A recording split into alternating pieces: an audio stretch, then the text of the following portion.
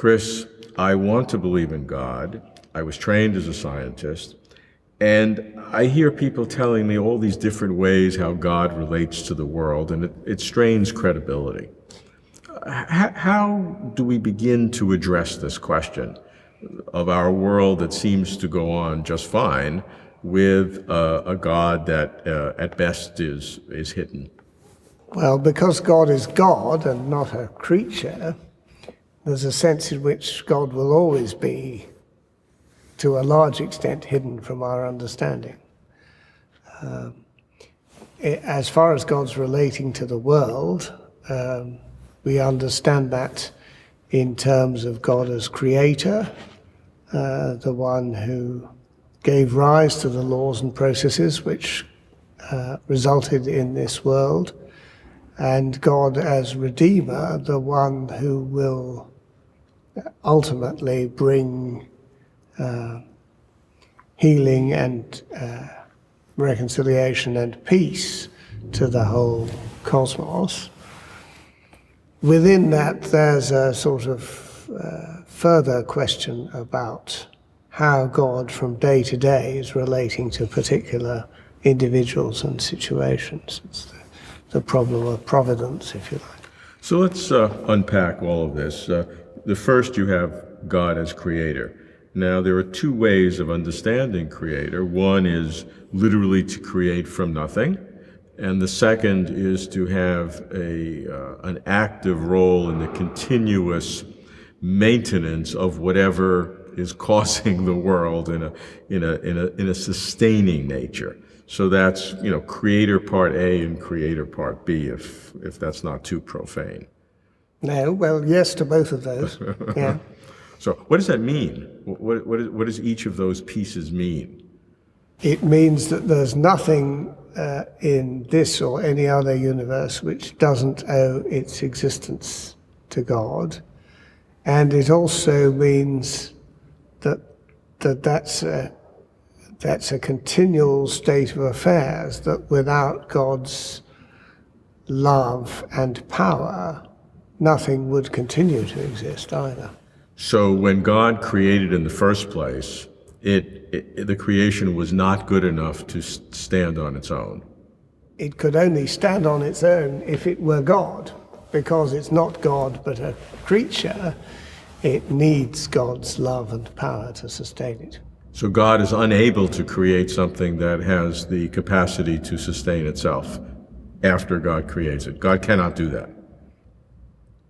God can't create God, though in the Christian understanding the Son is begotten of the Father in the Spirit.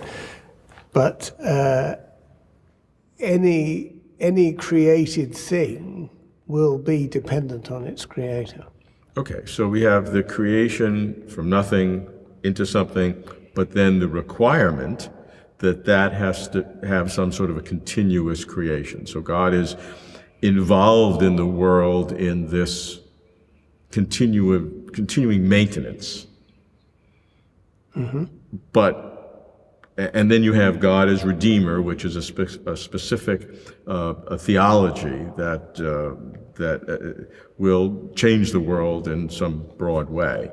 But what does this all imply about God's involvement in what happens in the world, either in terms of history, evolutionary history, human history of nations, which you hear prophecies, or individual lives, the providence of individual lives, salvation, who's called, and there's so many things.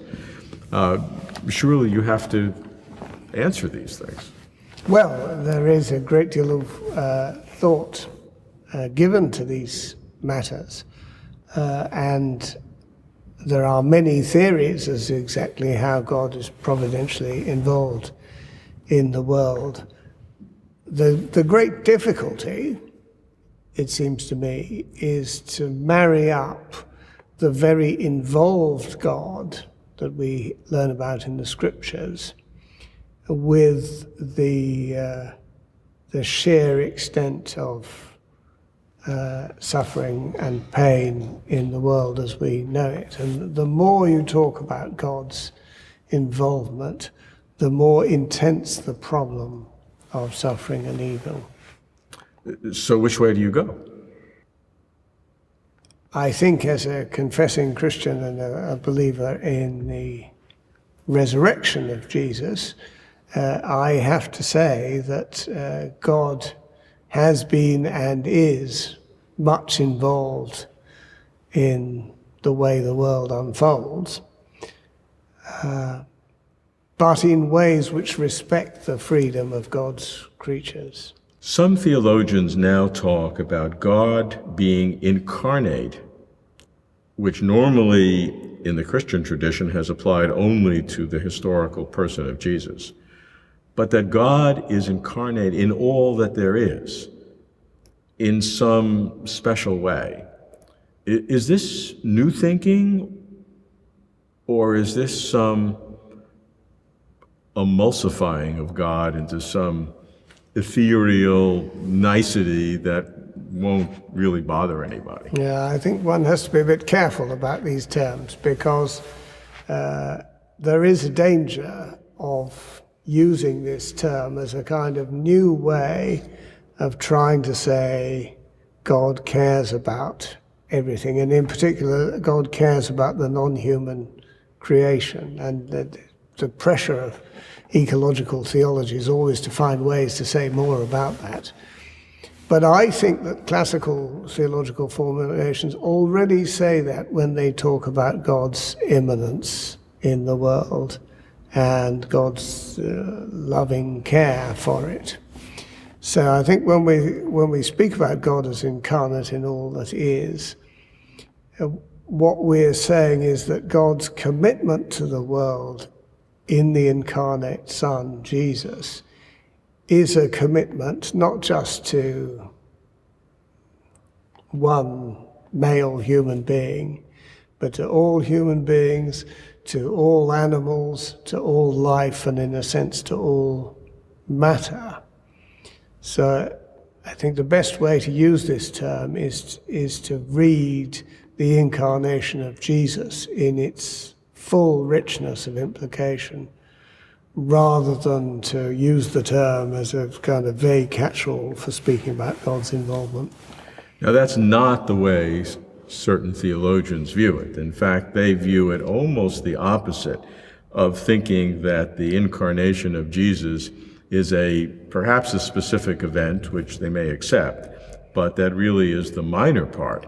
But the big part is that God's whole being is invested in the creation, almost in a pantheistic sense, although everybody excludes that. But it has that feeling, and part of the reason is to prevent there being a separation between God and science, so that you can really, have your full science and without losing God.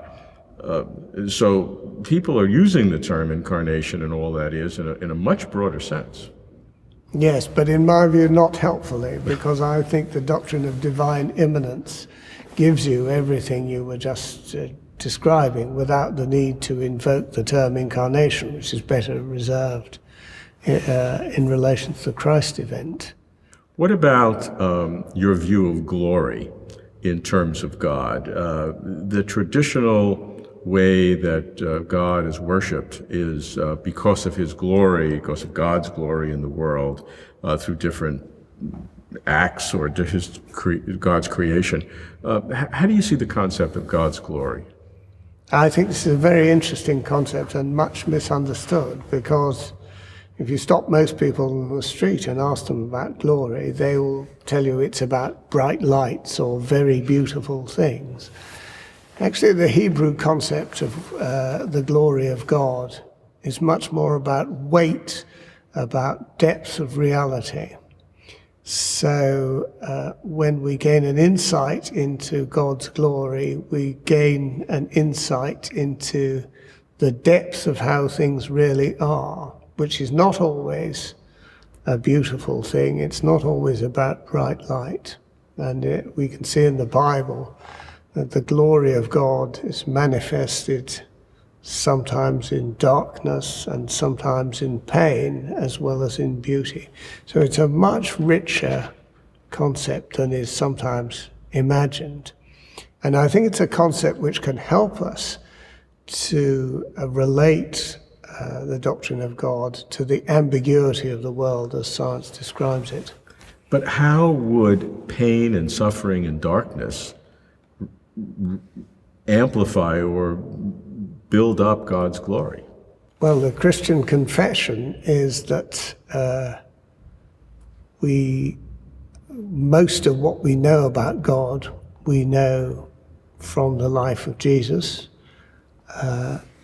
The climax of the life of Jesus is a time of great self-sacrifice and of the voluntary endurance of deep darkness and pain and abandonment.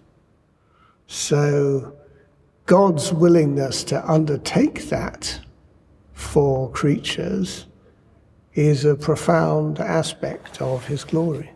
And you see from that a generalization to more than just that one event, but a prism by which you can see the rest of God's working with reality?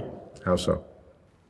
I think that willingness to engage with pain and suffering is a lens by which one can go on to examine more about pain and suffering in the rest of the created world. And that's to God's glory? That is an aspect of the deep reality of God's relating to creatures, yes.